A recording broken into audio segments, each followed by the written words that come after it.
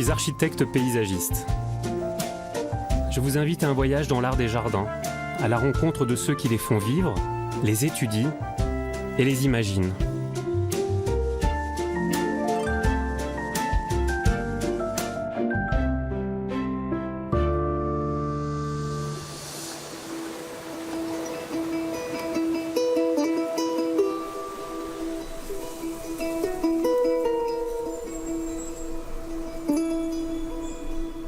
Découvrir le domaine du Railleul, c'est se laisser surprendre par ce jardin où des plantes exotiques vivent en harmonie avec le maquis méditerranéen.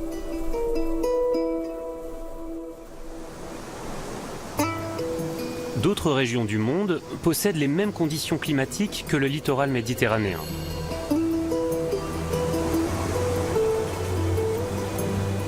Ainsi, les plantes qui poussent dans certaines régions de Californie, du Chili ou d'Australie peuvent se développer au Railleul.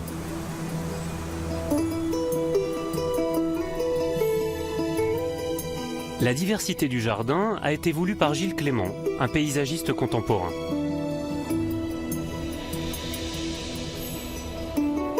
Il a révolutionné le regard sur les jardins avec son concept de jardin planétaire.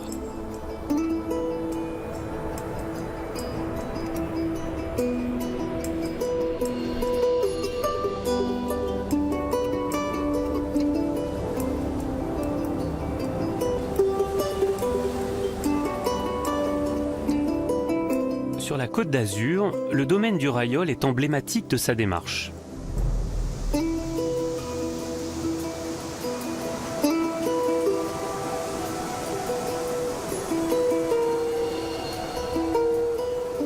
En 1993, le Conservatoire du littoral fait l'acquisition du Railleul pour le protéger de l'urbanisation.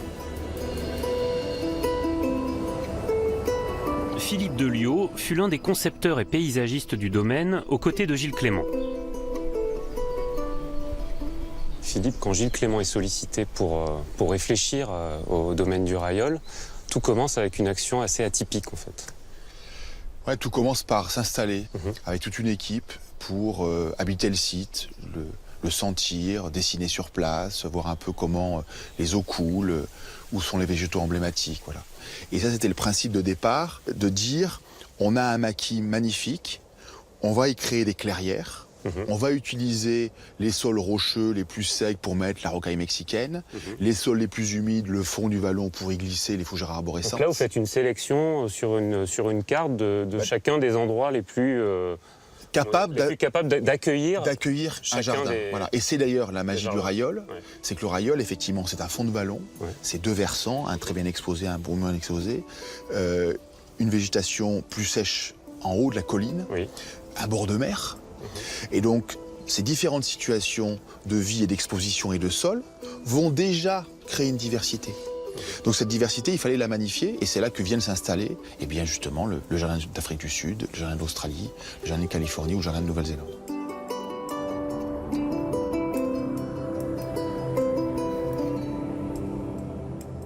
Ces végétaux qui savent vivre dans des mêmes conditions de vie sont dans un seul lieu. Ce lieu devient justement un annexe planétaire et il permet pour le public qui vient voir ce lieu, eh bien, de comprendre comment ces différentes espèces végétales, comment ces différents milieux de vie, eh bien, sont compatibles, vivent ensemble, s'échangent, ont eu effectivement des adaptations communes. Le liège, on le retrouve dans l'Amérique centrale, on le retrouve en Californie, on le retrouve bien sûr dans le maquis avec le chêne-liège. Et donc comment, effectivement, on arrive à montrer comment ces différentes végétations vivent ensemble, s'adaptent ensemble, et tout ça crée un univers.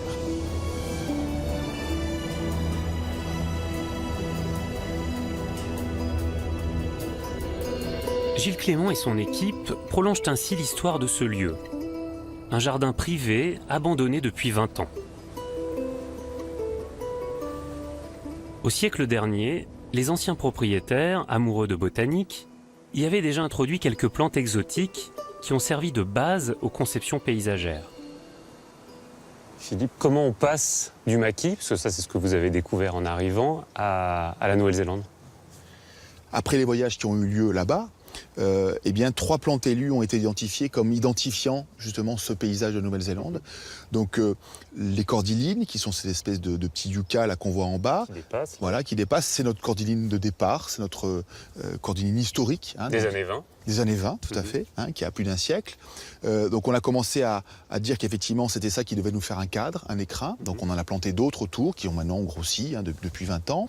La deuxième plante, c'est le métrosidérose, qui est un peu ce gris glauque qu'on appelle le Christmas trees, où effectivement l'été à l'hémisphère austral, eh bien, effectivement c'est Noël pour nous. Et donc dans cet écrin, qui nous crée effectivement ce cadre, il nous faut du vide et la lumière. Et en Nouvelle-Zélande, vous avez effectivement les fonds de vallons, de phormium, de fougères arborescentes, c'est ce qu'on a derrière là-bas.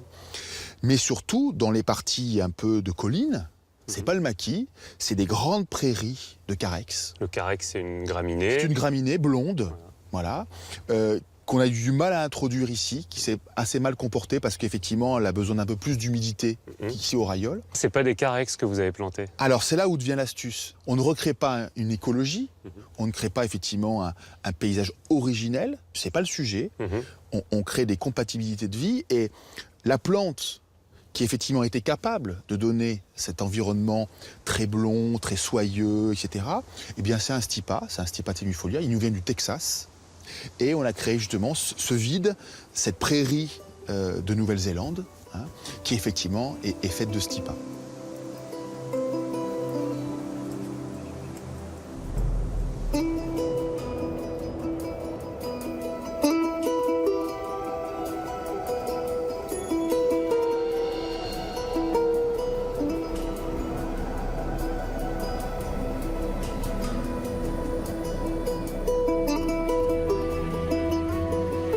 Jean-Laurent Felicia était auparavant chef jardinier et responsable de la conception de la parcelle du Chili. Il s'est inspiré des essences et des paysages d'Amérique du Sud pour reproduire une ambiance typique de cette région. Là, on est totalement immergé en plein cœur du matorral chilien, parce que ça fait partie des paysages emblématiques du projet de Gilles Clément. Et ce paysage, il se déroule depuis Santiago du Chili jusqu'à 600 km au sud, Temuco, et jusqu'au nord, aux confins du désert d'Atacama. Alors là, c'est vraiment la richesse botanique d'une vingtaine de paysages différents. Ici, au Rayol, on en a choisi 2, parce que la complexité d'acclimatation a voulu qu'on fasse des choix un peu arbitraires à un moment donné avec les plantes qui voulaient bien s'acclimater. Ce que vous appelez les plantes élues. Voilà, on a le puya du Chili. Alors c'est la plante un peu emblématique de la strate herbacée. On a ce beau cactus cierge qui est le Quisco, qui lui aussi pousse dans ce matorral. Une plaine centrale qui s'étend sur 600 km à peu près autour de Santiago. Et puis on a bien évidemment le bambou du Chili qui se trouve en contrebas. Donc on est vraiment dans le Chili, un Chili qu'on est allé explorer délibérément pour connaître son fonctionnement et bien évidemment ses composantes. Parce que vous êtes allé les chercher, ces plantes, en partie en tout cas pour certaines d'entre elles. Alors on les avait dans les bouquins, bien sûr, parce qu'on a des flores qui existent au travers le monde. Une très belle flore d'Adriana Hoffman du Chili. Mais aussi parce que aller voir les paysages in situ, c'est comprendre l'association des plantes, vivre le climat, se voir les raconter par les hommes qui les pratiquent. Et de fait, se dire, tiens, celle-là, elle peut marcher parce qu'on trouve des similitudes de paysages avec le maquis du Massif des Morts, là où nous nous trouvons. Et je trouve que tout ça, ça fabrique une relation aux plantes. Alors toi, ça a dû t'arriver au Rayol, qui est forte, quoi, qui est dense. Le fait est que, effectivement, il y a une relation émotionnelle à la plante. Indubitablement, à un moment donné, on va aussi à la rencontre de quelque chose qui est fragile. Mais comme on a envie, dans notre mission, de la déplacer pour évoquer quelque chose qui nous est cher et qui apporte aussi un message, il y a forcément une histoire d'amour qui se crée. Il y a cette émotion au travers de « j'essaye, ça marche, c'est un peu de moi qui reste ».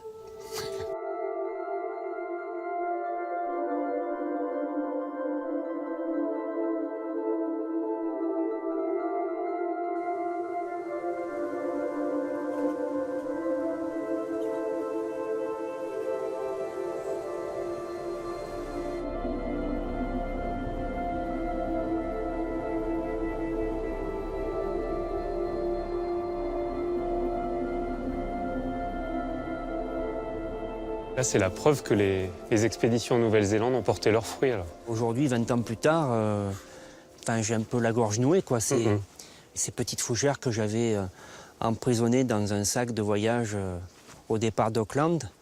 J'avais dû supplier l'hôtesse de l'air parce que j'étais en surcharge de bagages. Je ne voulais pas laisser les fruits de cette expédition avant même de les avoir vus évoluer au rayol.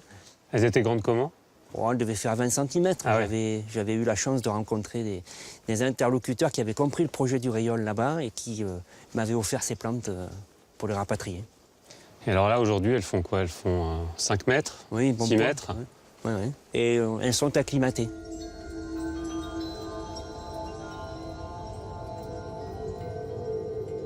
À partir de graines et de boutures du monde entier, les jardiniers du Rayol ont réussi à obtenir un développement végétal exceptionnel.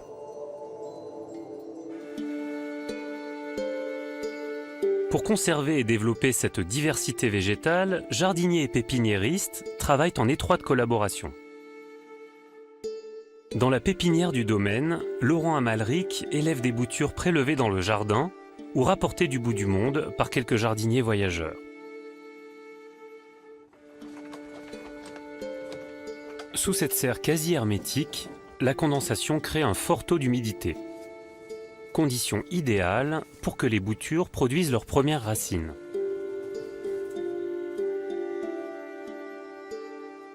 En âge d'être rempotées, elles poursuivront leur croissance à l'air libre.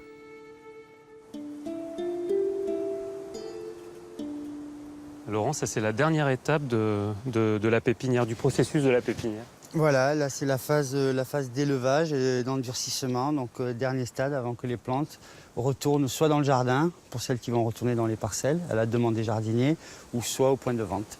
Le principe c'est de les endurcir, quoi. À la vraie vie dans le jardin, quoi. Voilà. Parce que oui, même si c'est un jardin en bord de mer, avec un climat très très favorable, on a quand même 5 mois de sécheresse, hein, on peut avoir 5 mois sans une seule goutte d'eau. Et là forcément, il faut que la plante ait son système racinaire assez profond pour résister à cette période de sécheresse. Alors les plantes qui sont là, alors, elles sont destinées à repartir en partie dans le jardin. Ouais. Il t'arrive d'ailleurs d'avoir des commandes de jardiniers. Exactement, les jardiniers qui me passent commande, des espèces qui veulent le voir en plus grand nombre pour aller renforcer une population dans le jardin ou pour remplacer des plantes qui sont plus vieillissantes ou parce qu'elles ne vont pas passer l'été. Là, c'est l'anticipation du jardinier. Donc ils me demandent, et ils font ce qu'on appelle des réservations. Voilà. C'est ce qui est en rouge. Voilà, ce qui est en rouge. Ça veut dire, tu l'as pas touche, elle est pour moi. Pas pour la vente, Ouais. ça va partir dans la parcelle d'Afrique du Sud. Voilà. Alors ce que vous défendez aussi au Rayol, c'est des plantes qui sont des sujets et pas des objets. Oui, alors ça c'est une sensibilité qu'on peut se permettre d'avoir au domaine du Rayol, où on va considérer chaque plante comme un individu. Des humains en fait, comme ouais, des... c'est mes bébés. T'es un soigneur, voilà, je les appelle un petit peu mes bébés ou mes enfants. Et puis en fait c'est énormément d'observation. Comme dans le jardin, il faut beaucoup observer, il faut passer entre les rangs quasiment tous les jours. Et même si c'est une intervention minime, même si c'est juste enlever une adventouille ou remettre un paille coco ou redresser un pot, voilà, ça nécessite quand même une attention toute particulière. Le domaine du Rayol, c'est les jardiniers qui doivent s'adapter aux plantes et pas les plantes qui s'adaptent aux jardiniers. Donc on essaye d'appliquer ça et dans le jardin et dans la pépinière. C'est pas toujours évident, on essaye. Au gré du vent, les graines s'égarent et se propagent là où elles n'étaient pas attendues. Dans leur dialogue avec la nature, les jardiniers respectent leur nouvel emplacement. Ainsi, l'aspect du jardin se modifie en permanence.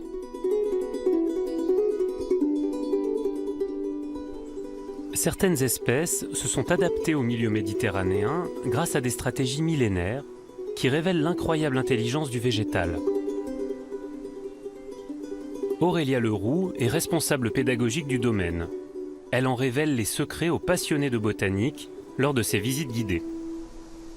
Aurélia, si toutes les plantes qu'on voit ici poussent aussi bien, c'est parce qu'on est dans un climat tout à fait particulier, qui est le climat méditerranéen. Tout à fait, oui. Alors le climat méditerranéen, déjà, en lui-même, c'est un climat une sorte de microclimat à l'échelle régionale, un petit climat de transition entre deux régions, par exemple, tempérées et une plus aride, comme chez nous, finalement, autour de la Méditerranée. Et ce microclimat, on peut le retrouver un peu partout dans le monde, que ce soit au Chili, en Californie, en Afrique du Sud, encore en Australie. Donc on va avoir des hivers plutôt doux et humides. Et par contre, en été, c'est gros contraste. Là, on arrive sur une saison très sèche, très aride, où les plantes commencent à rentrer un petit peu dans un mode de léthargie presque, pour essayer de survivre à cette saison. Mais en plus, elles ont dû s'habituer à un autre élément naturel, c'est le feu. Donc tous ces incendies qui ont été créés vraiment de manière naturelle, évidemment, qui ont lieu en moyenne tous les 90 ans en région méditerranéenne, ces plantes, soit elles ont appris à s'en protéger, ou alors elles ont appris à vivre avec. On les appelle les pyrophiles dans ce cas-là. Et là, par exemple, le calystémon, c'est une plante pyrophile, un des meilleurs exemples qu'on ait sûrement dans le jardin. En général, les gens connaissent le nom de rince-bouteille. Il n'est pas en fleurs là en ce moment. Rince-bouteille à cause de sa forme.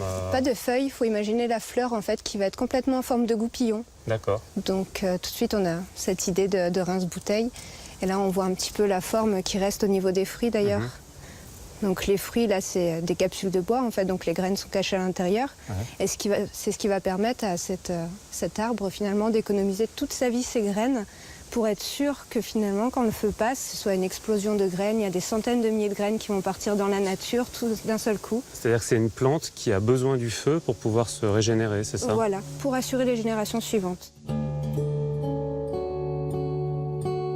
Le calystémon conserve ici les mêmes caractéristiques que dans son milieu d'origine en Australie.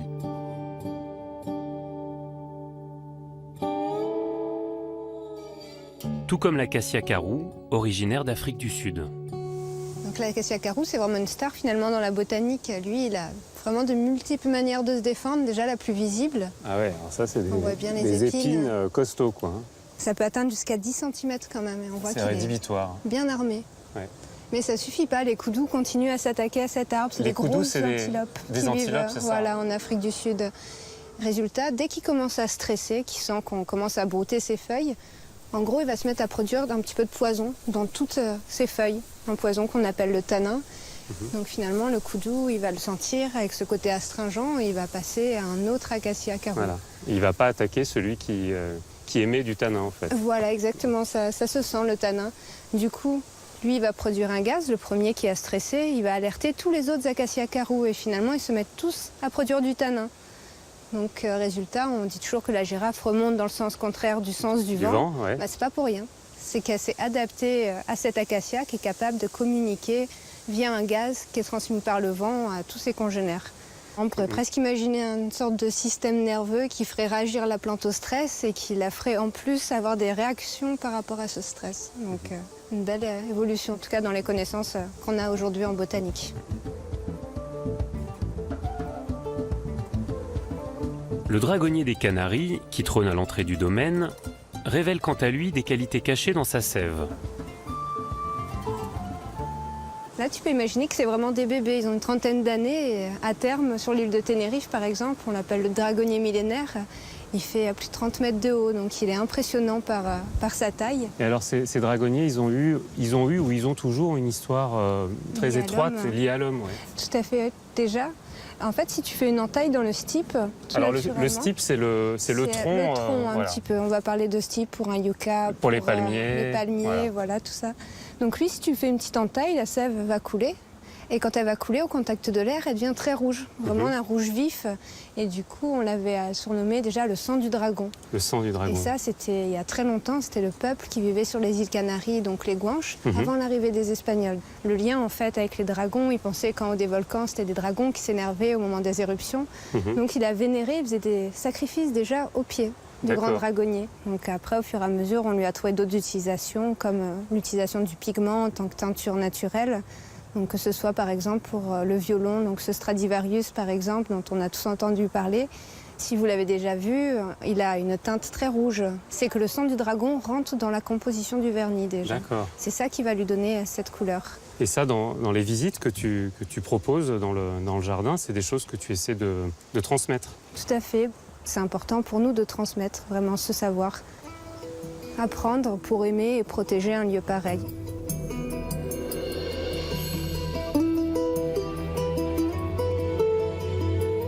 La mission pédagogique du Rayol a fait naître un engagement fort pour la protection de la nature et de l'environnement dans la population.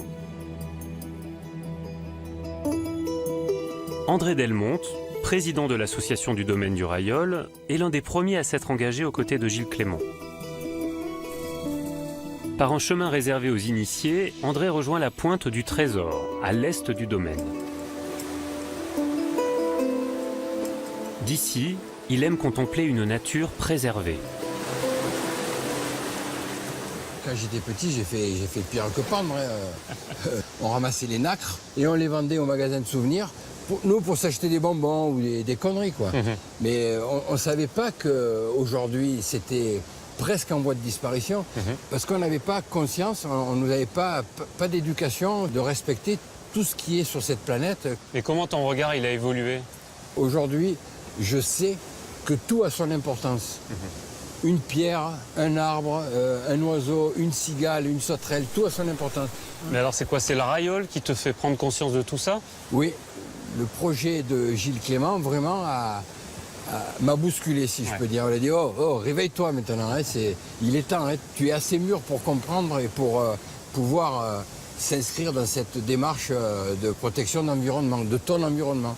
Et le domaine du Rayol, c'est là où on peut justement s'exprimer et pour pouvoir dire aux gens, oh, nous ici on existe, on peut vous montrer comment ça se passe, il faut économiser l'eau elle est précieuse. On a des végétaux en Méditerranée où il n'y a pas besoin d'eau, prenez-les et c'est comme ça qu'on voit aujourd'hui tous ces jardins qui s'agrémentent avec des plantes méditerranéennes adaptées au climat sec.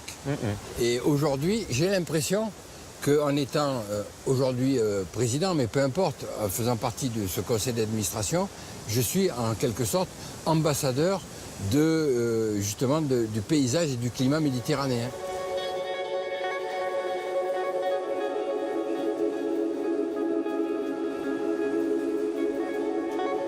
Les jardins du Rayol et la protection du paysage méditerranéen s'étendent jusque dans la mer.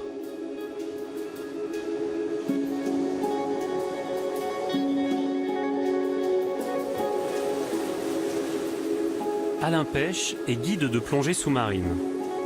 Il fait découvrir la diversité et l'extrême fragilité du milieu marin.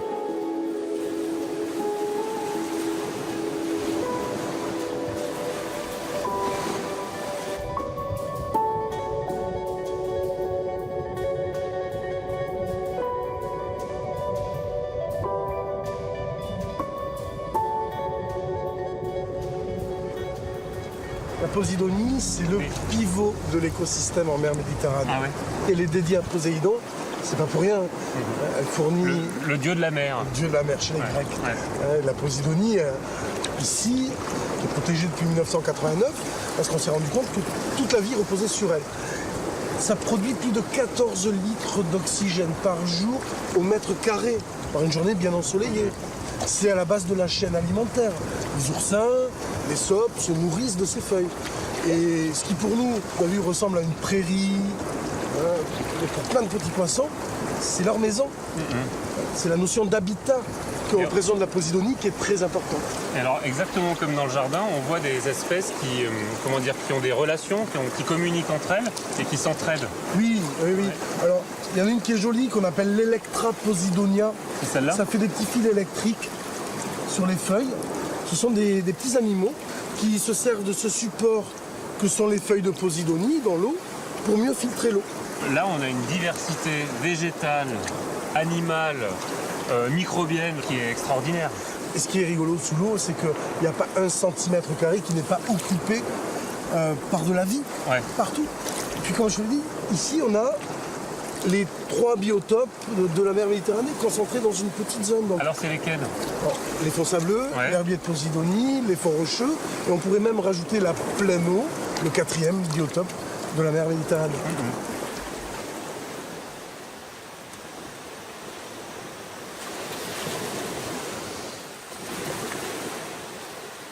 En fait, le regard, il change très vite. Il suffit d'un passage dans la mer pour comprendre que ce qu'on a sous les yeux, c'est un jardin. Tout ça, c'est un jardin. Ah, exactement. On voit regarde, les végétaux qui terminent quasiment leur course dans l'eau. Ils ont une capacité d'adaptation toute particulière. justement à pouvoir survivre à des conditions de vie très difficiles que sont les conditions de vie en bord de mer.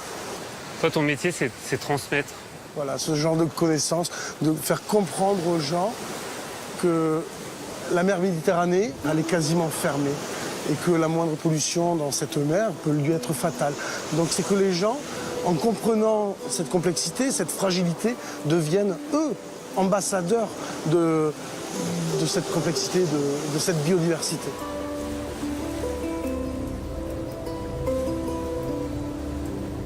« 20 ans après sa création, le domaine du Rayol nous rappelle ce qu'affirmait Gilles Clément. Ensemble, nous décidons que la Terre est un seul et petit jardin.